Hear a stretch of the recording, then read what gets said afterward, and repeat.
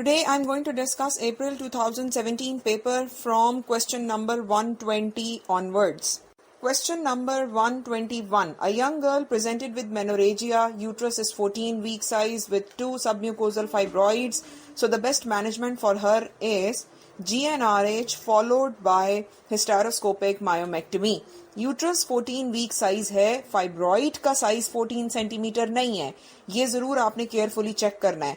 12 week size uterus abdominal organ बन जाता है. इट इज 14 वीक साइज, थोड़ा सा समझें 1 फिंगर 12 वीक से ऊपर है. सो हिस्टेरोस्कोपिकली हम आराम से उसको रिमूव कर सकते हैं. अभी जो इम्पोर्टेंट बात है, GnRH दे सकते हैं क्योंकि बाकी जो ऑप्शंस हैं, मायोमेक्टमी कर देना एकदम से वो ठीक नहीं है, हिस्टेरेक्टमी कर देना भी इस पेशेंट में वाइज नहीं है, यंग गर्ल है. कंजर्वेटिव मैनेजमेंट भी नहीं करनी और इसी तरह से काउंसलिंग भी सिर्फ कर देना काफी नहीं होगा. क्यों? क्योंकि पेशेंट सिम्टोमेटिक है, she is having heavy menstrual bleeding, menorrhagia है उसे. सो GnRH followed by hysteroscopic myomectomy. और हिस्टेरोस्कोपिक मायोमेक्टमी के लिए कुछ हमारे पास कंडीशंस हैं, कुछ शराइत हैं. Maximum size for hysteroscopic removal of fibroid is 5 centimetre. इसी तरह से सब म्यूकस फाइब्रॉइड्स को यूजुअली हम हिस्टेरोस्कोपिकली रिमूव करते हैं और उसमें भी ग्रेड्स हैं, ग्रेड 0, 1, 2. सो ग्रेड 0 और 1 को बेसिकली हम रिमूव करते हैं, जिनमें फाइब्रॉइड्स का मेजर पोर्शन एंडोमेट्रियल कैविटी में होता है और कुछ उसका पोर्शन लेस देन 50% मायोमेट्रियम में होता है. सो वो फाइब्रॉइड्स जिनका मोर देन 50% मायोमेट्रियम में पोर्शन होता है या इंट्राम्यूरल फाइब्रॉइड्स होते हैं, उन्हें फिर हम या तो लेप्रोस्कोपिकली रिमूव करते हैं या एब्डोमिनल मायोमेक्टमी के जरिए निकालते हैं. Question number 122. A young girl with primary infertility presented with menorrhagia and 8 centimeter fibroids. So the best management for her is again GnRH followed by myomectomy. GnRH analogues देने से क्या होगा कि फाइब्रॉइड्स का साइज श्रिंक कर जाएगा, surgery का plane better हो जाएगा. और GnRH को आप कब तक करते हैं प्रेफर? 10 सेंटीमीटर फाइब्रॉइड तक आप GnRH दे सकते हैं, मैक्सिमम 10 सेंटीमीटर्स तक. 10 सेंटीमीटर से जो बड़े फाइब्रॉइड्स होते हैं, जैसे 12 है, 14 सेंटीमीटर, 16 सेंटीमीटर, इनमें डायरेक्टली मायोमेक्टमी कर देना ज्यादा बेहतर है. लेकिन ऑफ कोर्स मायोमेक्टमी की भी कुछ शराइत है ना, मायोमेक्टमी के लिए भी कुछ कंडीशंस हैं कि पेशेंट एनीमिक नहीं होनी चाहिए, हीमोग्लोबिन आपका 11 तक बिल्डअप होना चाहिए. किन कंडीशंस में मायोमेक्टमी कर देना ज्यादा बेहतर है कि अगर आपकी पेशेंट सिम्टोमेटिक है, हेवी मेंस्ट्रुअल ब्लीडिंग है, डिस्कम्फर्ट है, एब्डोमिनल डिस्टेंशन है, फाइब्रॉइड का साइज अगर लार्जर है, या पेशेंट की इनफर्टिलिटी चल रही है ड्यू टू फाइब्रॉइड, या फाइब्रॉइड ऐसा है कि जो इनफर्टिलिटी या मिसकैरेजेस कॉज कर रहा है because it is pushing endometrial cavity, ऐसे में फिर आप डायरेक्टली मायोमेक्टमी की तरफ अप्रोच करते हैं. अदरवाइज 10 सेंटीमीटर तक के फाइब्रॉइड्स में GnRH एनालॉग्स अच्छा काम करते हैं, सर्जरी का प्लेन बेटर कर देते हैं. खास तौर पे एनीमिक पेशेंट में बहुत हेल्प करते हैं. जिस पेशेंट में एनीमिया है उसमें आप GnRH एनालॉग्स दे दें और जब तक उसका हीमोग्लोबिन का बिल्डअप हो जाएगा, जब तक थोड़ा सा फाइब्रॉइड का साइज भी श्रिंक कर जाएगा. और GnRH एनालॉग्स को हमेशा आप टिबोलोन के साथ या एडबैक थेरेपी के साथ देते हैं ताकि ऑस्टियोपोरोसिस का मसला ना हो. Question number 123. 38 years old lecturer है, नली पेरस है, presented with irregular heavy periods along with dysmenorrhea and dyspareunia. Ultrasound पे बायलैटरल लार्ज ओवेरियन सिस्ट है with thick capsule, uterus bulky है, एंडोमेट्रियल थिकनेस 12 मिलीमीटर है. So what is the diagnosis here? This is endometriosis. वैसे तो it can be PCOS also. Endometrial thickness polycystic ovaries के साथ भी बढ़ जाती है, बट यहां आप देखें कि उन्होंने एडवांस्ड एज का पेशेंट आपको मेंशन किया है, 38 इयर्स प्लस नली पेरस, यानी कि इनफर्टिलिटी चल रही है और इसी तरह हेवी पीरियड्स हैं. हेवी पीरियड्स खास तौर पे एंडोमेट्रियोसिस की वजह से होते हैं. इसी तरह डिस्मेनोरिया के साथ डिस्पेरूनिया भी एंडोमेट्रियोसिस की वजह से है. PCOS इरेगुलर पीरियड्स तो कर देगा, ठीक है, इनफ्रीक्वेंट मेंसेस भी होते हैं, इरेगुलर पीरियड्स भी होते हैं, लेकिन PCOS के साथ खास तौर पे डिस्मेनोरिया नहीं है, PCOS के साथ खास तौर पे डिस्पेरूनिया नहीं है. अगर इस क्वेश्चन में से हम डिस्पेरूनिया निकाल दें तो फिर ये क्वेश्चन PCOS की तरफ चला जाएगा, क्योंकि PCOS में भी तो सिस्ट होती है ना, लेकिन PCOS की जो सिस्ट हैं वो ज्यादातर 12 to 15 मिलीमीटर तक के फॉलिकल साइज होते हैं. सो 2-3 वजूहात की बिना पर हम इसको एंडोमेट्रियोसिस कर रहे हैं. Question number 124. A mother brought her 9 years old girl who just had menstruation, unlike her elder sisters. There are normal secondary sex characteristics. What is the diagnosis? This is precocious puberty, time से पहले menarche attain होना, पहले ही periods आ जाना, ये ज्यादातर families में run कर रहा होता है। Question number 125, earliest sign of puberty in females. The answer is option C, thelarchy, adrenarchy, growth spurt and menarche. Thelarchy का मतलब है breast development, breast की growth होना, Tanner stage 1, 2, 3 आपने पढ़ा होगा। Adrenarche का मतलब है growth of axillary pubic hair, growth spurt का मतलब है प्यूबर्टी अटेन होना, हाइट एकदम से ज्यादा आ जाना, प्यूबर्टी के फीचर्स आ जाना, and menarche means menstruation, menses का स्टार्ट हो जाना। सो सबसे पहले क्या हुआ, ब्रेस्ट बड्स बनी, ब्रेस्ट की डेवलपमेंट हुई, फिर एक्सिलरी प्यूबिक हेयर बने, फिर ग्रोथ स्पर्ट आया, फिर उसके बाद पीरियड्स आए। Question number 126, 16 years old girl with primary amenorrhea, normal breast, sparse axillary and pubic hair, blind vagina, on ultrasound uterus is absent and there is a mass in inguinal region. So this is complete androgen insensitivity syndrome. Normally MRKH और androgen insensitivity syndrome दोनों एक जैसे से हैं, दोनों ही questions exam में आते हैं और दोनों के फीचर्स ऑलमोस्ट मिलते जुलते हैं। दोनों में यूट्रस ओवरीज एब्सेंट होती हैं और दोनों में ब्लाइंड एंडिंग वेजाइना होता है, दोनों केसेस में प्राइमरी एमेनोरिया होता है। लेकिन जो इनमें मेजर डिफरेंस है वो ये कि कंप्लीट एंड्रोजन इंसेंसिटिविटी सिंड्रोम का कैरियोटाइप मेल कैरियोटाइप है 46XY, जबकि MRKH रॉकिटेंस्की सिंड्रोम का कैरियोटाइप फीमेल है 46XX। सो अगर एग्जाम में वो आपको फीचर्स देते हैं और साथ कैरियोटाइप भी मेंशन कर देते हैं तो फिर तो आपका आंसर आसान हो गया। इसी तरह इनमें एक और डिफरेंस है कि कंप्लीट एंड्रोजन इंसेंसिटिविटी सिंड्रोम में एक आपको मैस मिलेगा, इंट्रा एब्डोमिनल गोनैड्स कह सकते हैं, intra abdominal mass in inguinal area, testis या गोनैड्स आपको मिलेंगे, ये भी इनका एक टिपिकल फीचर है। Question number 127, a baby delivered with ambiguous genitalia, ultrasound पे evidence of vas deferens and epididymis है, there is raised ratio of testosterone to DHT, so which enzyme is deficient? This is 5-alpha reductase। ये भी मैंने आपको जो puberty disorder का table भेजा है उसमें 5-alpha reductase डेफिशिएंसी के भी मैंने फीचर्स बताए हुए हैं, जिसमें खास तौर पे ये बात लिखी हुई है कि there is raised ratio of testosterone to DHT, conversion हो जाती है। सो ये याद रखना है आपने। Question number 128, a girl presented with primary amenorrhea, normal axillary pubic hair, breast poorly developed, infantile uterus on ultrasound with no ovaries, karyotype XY. So what is the diagnosis? This is Swyer syndrome. अगर आपको बाकी scenario नहीं भी समझ में आ रहा, there is one point leading you towards diagnosis and that is poor breast development. सारे disorders में से poor breast development Swyer syndrome की होती है, और Swyer syndrome को और क्या कहते हैं? Pure gonadal dysgenesis। Gonadal dysgenesis की 2-3 टाइप्स हैं, mixed gonadal dysgenesis, pure gonadal dysgenesis. इसके नाम से जाहिर है गोनाडल डिसजेनेसिस मींस गोनाड्स नहीं बने हुए, गोनाड्स यानी कि ओवरीज और टेस्टिस। सो जब गोनाड्स नहीं बनेंगे तो क्या होगा? ओवरीज क्या काम करती हैं? ईस्ट्रोजन प्रोजेस्टेरॉन निकालती हैं। जब ईस्ट्रोजन ही नहीं निकलेगा तो ब्रेस्ट कैसे बनेगा? ब्रेस्ट की डेवलपमेंट के लिए तो हमें ईस्ट्रोजन प्रोजेस्टेरॉन चाहिए था, खासतौर पे oestrogen. So this is Swyer syndrome. Question number 129, 30 years old patient hai, comes to you with menorrhagia and intermenstrual bleed. She's taking OCPs for contraception. Diagnostic DNC was done, which is normal. Next step in the management is, अब ये question exam में बहुत दफा repeat हो चुका है। किसी question में वो 30 इयर्स की एज लिख देते हैं, किसी क्वेश्चन में वो 38 या 39 इयर्स की एज लिख देते हैं। क्वेश्चन सेम होता है कि जी मेनोरेजिया है, पेशेंट को इंटरमेंस्ट्रुअल ब्लीड है और वो मेडिकल ट्रीटमेंट ले चुकी है, ओसीपीज वो ले चुकी है। सो अब हमें नेक्स्ट स्टेप क्या करना चाहिए? किसी क्वेश्चन में वो वर्कअप पूछ लेते हैं कि अब आप क्या करेंगे, तो याद रखें ऐसे में हिस्टेरोस्कोपी करना ज्यादा बेहतर है, क्योंकि इंटरमेंस्ट्रुअल ब्लीड का मतलब है देयर इज स्ट्रक्चरल पैथोलॉजी, या तो पॉलिप है या कोई सब म्यूकस फाइब्रॉइड है जो ब्लीड कर रहा है। सो उसको हिस्टेरोस्कोप से देखना ज्यादा बेहतर है। सो याद रखें वर्कअप में तो फिर नेक्स्ट स्टेप हमारा हिस्टेरोस्कोपी होगा।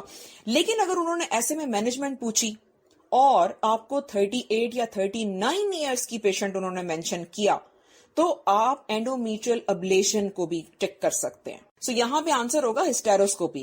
Question number 130, 38 years old patient है, comes to you with amenorrhea and hot flushes and serum FSH के levels 40 international units per liter हैं, so the cause of ovarian failure is idiopathic. This is a scenario of premature ovarian insufficiency.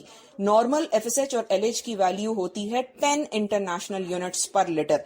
ऐसे भी आ सकता है कि मिली international units पर millilitre. अब FSH की वैल्यू देखें आप कितनी ज्यादा हो गई ना। सो मेनोपॉज में FSH बढ़ जाता है, रेज्ड हो जाता है, और ईस्ट्रोजन की वैल्यू कम पड़ जाती है। नॉर्मल ईस्ट्रोजन की वैल्यू, ईस्ट्राडायोल की वैल्यू 20 पिकोग्राम्स पर डेसीलीटर है। टिपिकल सिनेरियो है प्रीमेच्योर ओवेरियन इनसफिशिएंसी का, और इसकी most of the times cause idiopathic होती है।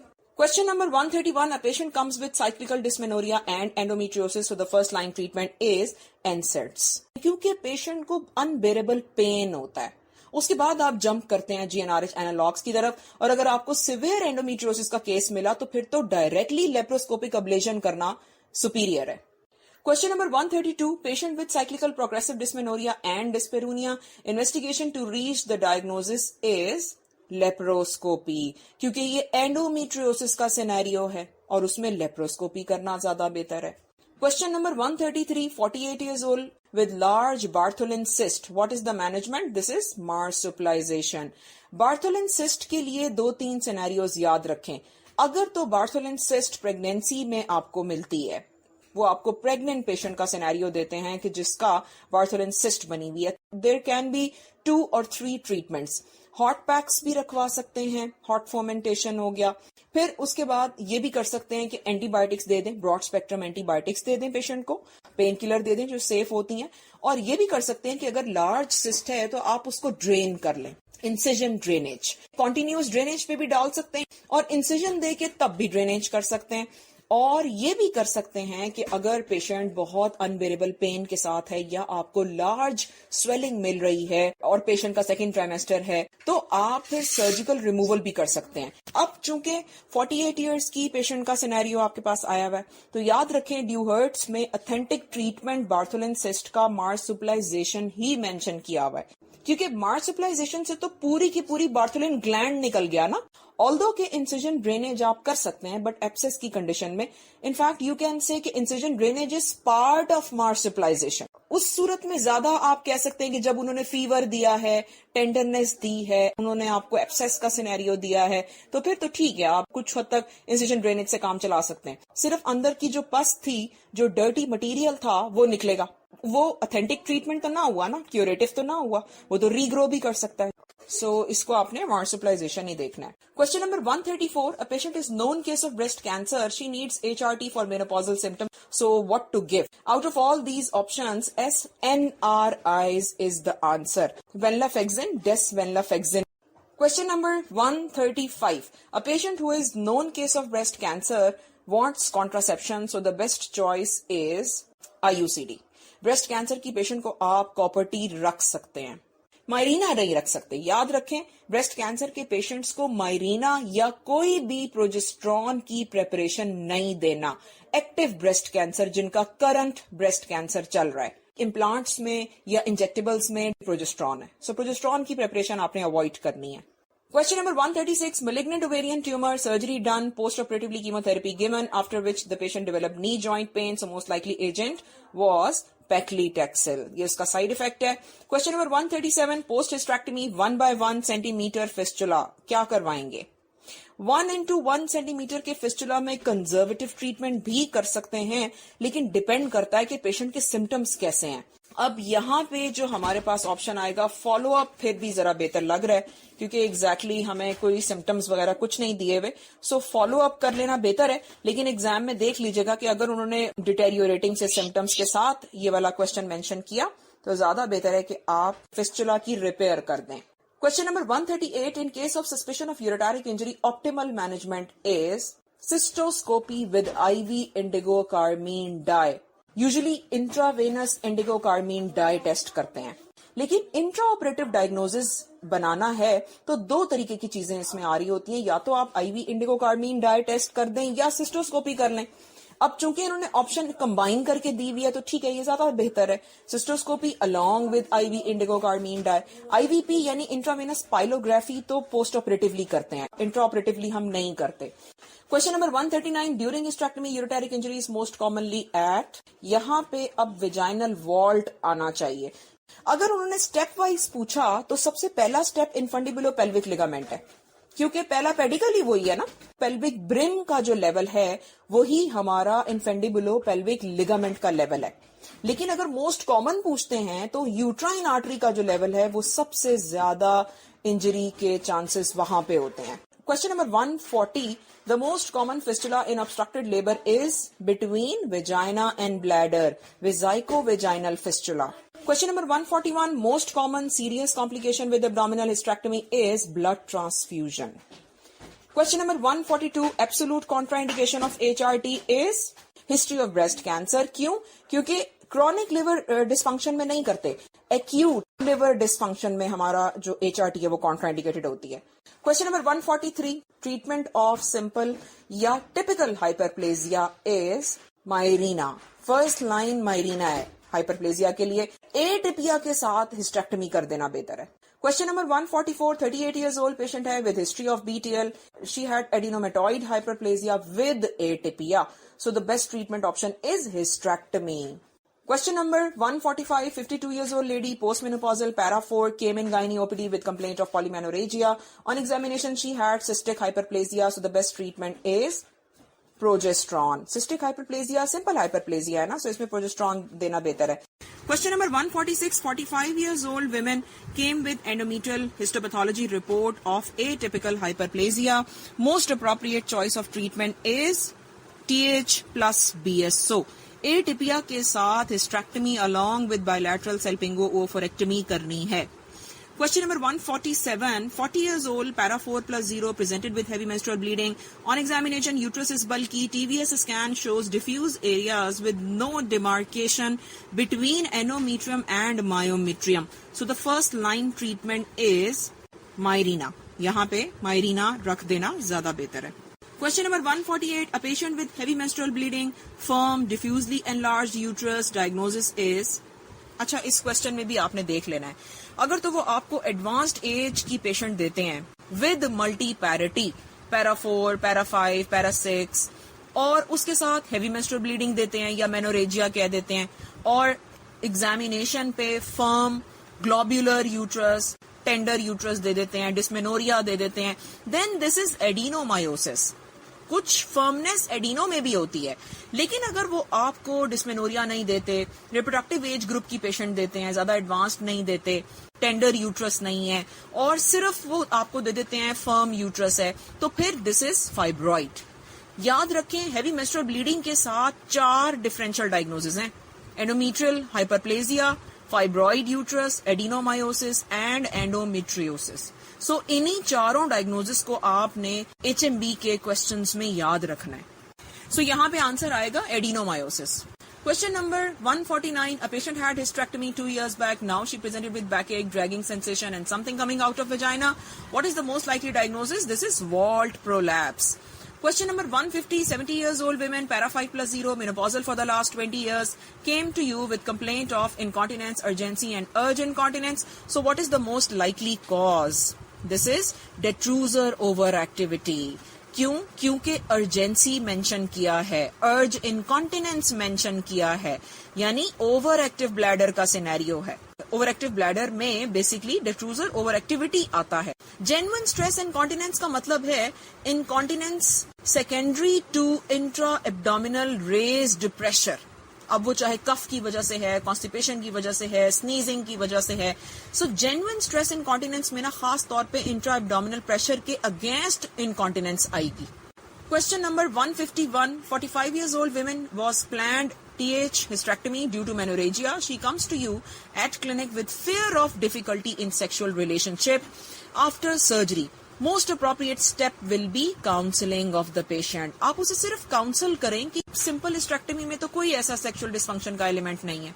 Question number 152, 60 years old lady taking Tibolone for lethargy, lack of energy, headache and body pains, having on and off spotting since last 5 to 6 days. So what is the cause? This is breakthrough bleeding. ये टिबोलोन के against patient को bleeding हो रही है. So ये breakthrough bleeding है. Question number 153, 50 years old lady with CA breast taking tamoxifen came with irregular vaginal bleeding. Most likely diagnosis is endometrial hyperplasia. Question number 154, a patient had vulval carcinoma with inguinal lymph node enlargement. The next lymph node to get involved after this, or during surgery after removal of inguinal nodes, which group of lymph nodes to be removed? ये दो अलग अलग questions हैं. Lymph nodes की involvement की अगर हम बात करें तो सबसे पहले सुपरफिशियल और deep inguinal lymph nodes involve होती हैं. उसके बाद फेमरल लिम्फ नोड्स इन्वॉल्व होती हैं. उसके बाद हम पेल्विक नोड्स की तरफ जाते हैं जिसमें से एक्सटर्नल आइलिएक, इंटरनल आइलिएक, ऑब्चुरेटर, फिर ये इन्वॉल्व होती हैं. लेकिन अगर हम लिम्फेडिनेक्टमी की बात करें, लिम्फ नोड रिमूवल की बात करें, तो ये याद रखें कि lymph nodes are removed en bloc. ये कंप्लीटली एन ब्लॉक रिमूव होती हैं, यानी सुपरफिशियल डीप इनग्वाइनल और फेमरल लिम्फ नोड्स इकट्ठी रिमूव होती हैं. सो अगर तो उन्होंने first set of lymph nodes निकाल दिया तो नेक्स्ट कौन सी अब हम रिमूव करेंगे? फिर नेक्स्ट हम पेल्विक लिम्फ नोड्स की तरफ चले जाएंगे जिसमें एक्सटर्नल आइलिएक लिम्फ नोड्स आती हैं, ऑब्चुरेटर, इंटरनल आइलिएक आती हैं. सो अगर तो इन्वॉल्वमेंट पूछी है तो फेमरल लिम्फ नोड ज्यादा बेहतर है, जो कि यहाँ आंसर भी है, femoral lymph node. Question number 155, treatment of stage 1B vulval carcinoma is radical vulvectomy. Stage 1A का treatment है wide local excision. Stage 1B का treatment है radical vulvectomy. Question number 156, 60 years old postmenopausal lady came with micro-invasive cervical lesion. So what is the most appropriate management? The answer is option C, Vardaim hysterectomy along with BSO. Although के हम सिर्फ hysterectomy से भी काम चला सकते थे, लेकिन बात वही है कि बीएसओ करना बड़ा जरूरी है. बीएसओ की ऑप्शन इन्होंने नहीं दी हुई टोटल हिस्टेक्टमी के साथ. सो ज्यादा फिर बेहतर ऑप्शन बनती है कि आप वर्दाइम करके बीएसओ कर लें. Wertheim's is almost identical to radical hysterectomy, यानी कि आप यूट्रस को सिरोजा के साथ, सर्विक्स के साथ निकालते हैं and you also remove vaginal cuff which is upper 2/3 of vagina, and you also remove parametrial tissue, यानी कि broad ligament और जो हमारा connective tissue है. Question number 157, a patient with stage 1C endometrial carcinoma, treatment to prevent recurrence. C ज्यादा बेहतर है, radiotherapy and chemotherapy, लेकिन ये मेरे हिसाब से ज्यादा बेहतर आंसर होना चाहिए था हार्मोन्स. खास तौर पे वो कैंसर जो कि ऑलरेडी रेडियो कीमो को रिस्पॉन्ड कर चुका है और फिर भी उसकी रिकरेंस हो रही है. तो याद रखें, बार बार ये जो रिकरेंस होती है ना, फिर हार्मोन्स पे डाल देते हैं, खासतौर पे प्रोजेस्टेरॉन पे. लेकिन अब चूंकि यहाँ उन्होंने ऑप्शन भी नहीं दिया तो ज्यादा बेहतर फिर रेडियोथेरेपी एंड कीमोथेरेपी लग रहा है, क्योंकि एडवांस्ड स्टेजेस में फिर आप कीमोथेरेपी देते हैं. Question number 158, a patient is diagnosed case of CA endometrium with endocervical gland involvement. So what is the most appropriate management? Total abdominal hysterectomy, क्योंकि endocervical gland stage 1 में आता है. So option E ज्यादा बेहतर है, TH plus BSO. Question number 159, 56 years old lady with CA endometrium limited to corpus. The treatment option will be hysterectomy. Stage 1 है ये भी. Question number 160, during hysterectomy to avoid ureteric injury, which course is identified? This is option B, observe retroperitoneal area. Question number 161, while doing pelvic surgery, ureter clamped near brim. Extreme devascularization injury occurred. How will you manage? The answer is end to end anastomosis. क्यों? क्योंकि brim का जो level है वो proximal ureteric injury का level है. So उसमें आप क्या करते हैं? एंड टू एंड एनास्टोमोसिस करते हैं और यूरेट्रोस्टमी भी कर सकते हैं. ये कोई किसी ने डिमार्केशन नहीं दिया हुआ कि भाई शुरू के 4 सेंटीमीटर, 5 सेंटीमीटर या 10 सेंटीमीटर प्रॉक्सिमल होगा, फिर उससे अगला 6 सेंटीमीटर मिडल होगा. ये किसी ने नहीं बताया हुआ, बस ये रफ आइडिया है. सो पेल्विक ब्रिम का बड़ा इनिशियल लेवल होता है, प्रॉक्सिमल लेवल होता है. इवन मिडिल लेवल तक भी आते आते हम एंड टू एंड एनास्टोमोसिस कर लेते हैं. सो मिडिल और प्रॉक्सिमल दोनों में ही एंड टू एंड अप्लाई होता है. और इसी तरह प्रॉक्सिमल की बात करें तो यूरेट्रो-यूरेट्रोस्टमी बेहतर है। फिर मिड यूरेटरिक इंजरीज की बात करें तो ट्रांस यूरेट्रो-यूरेट्रोस्टमी, यानी एक साइड के यूरेटर को आप दूसरी साइड पे लगा देते हैं, ये भी कर सकते हैं। और एक और भी तरीका है, दैट इज बोरी फ्लैप। बोरी फ्लैप कह लें या बोएरी फ्लैप कह लें, कुछ भी प्रोनाउंस कर सकते हैं। सो बोरी फ्लैप ज्यादातर उस केसेस में आता है जहां इंजरी मोर देन 5 सेंटीमीटर है, यानी बड़ी इंजरी है, क्योंकि बोरी फ्लैप में आप ब्लैडर का फ्लैप उठा के यूरेटर पे चढ़ा देते हैं। सो बोरी फ्लैप डिस्टल यूरेटरिक इंजरी में भी आता है, मिड यूरेटरिक इंजरी में भी आता है। और ये भी याद रखें कि इंट्रा ऑपरेटिवली जब यूरेटर इंजर होता है तो हम फौरन से उसकी रिपेयर नहीं करते, आइडियली हम स्टेंटिंग कर देते हैं। जब यूरोलॉजिस्ट आते हैं तो वो स्टेंट डालते हैं। स्टेंट डिफरेंट नामों से आते हैं, 8F catheter, double J stent, ये डिफरेंट उसके नाम है। सो स्टेंटिंग करने के बाद फिर यूजुअली स्टेंट को 2 to 6 वीक्स के बाद रिमूव करते हैं। और ये भी याद रखें कि यूरेटरिक इंजरी में ब्लैडर में भी कैथेटराइजेशन होती है, यानी आप ट्रांस यूरिथरल कैथेटर भी पास करते हैं, जो कि ऑलमोस्ट 7 to 10 डेज के बाद रिमूव कर दिया जाता है। लेकिन अगर आप ब्लैडर इंजरी की बात करें तो ब्लैडर इंजरी में फोलीज कैथेटर को कम से कम भी 14 दिन के लिए रिटेन रखा जाता है, यानी कम से कम भी 2 हफ्ते। अब इसी तरह यूरेटर की अगर आप एनाटमी देखें तो सबसे बाहर एडवेंटिशिया है, फिर उसके बाद मस्कुलरिस है, फिर उसके बाद इसका म्यूकोजा है। अब अगर एडवेंटिशिया को भी इंजरी आ गई है ना तो ज्यादा बेहतर है कि उसमें आप रिपेयर कर दें। लेकिन पहले आपने क्या करना है, केयरफुल ऑब्जर्वेशन करना है। इंडिगो कार्मीन डाई टेस्ट भी कर सकते हैं अगर तो आपको लग रहा है कि नहीं जी पेरिटोनियल कैविटी में डाई नहीं आ रहा और यूरेटर इंटैक्ट है, एक्सपेक्टेंट मैनेजमेंट पे डाल दें। लेकिन अगर वाकई वो इंजरी आपकी कंफर्म हो गई तो हर हाल में स्टेंटिंग करना बेहतर है। स्टेंटिंग को आप परक्यूटेनियस नेफ्रोस्टमी भी कह देते हैं। चलिए जी, ये सब कुछ हो गया। Question number 162. During hysterectomy, ureter got ligated or injured in distal part with extreme devascularization. Stent placed in ureter during repair. When to remove that stent? The answer is after 21 days with IVP, intravenous urography. Normally IVU करते हैं, intravenous urography करके फिर 21 days के बाद stent को remove किया जाता है. This is all about April 2017 paper.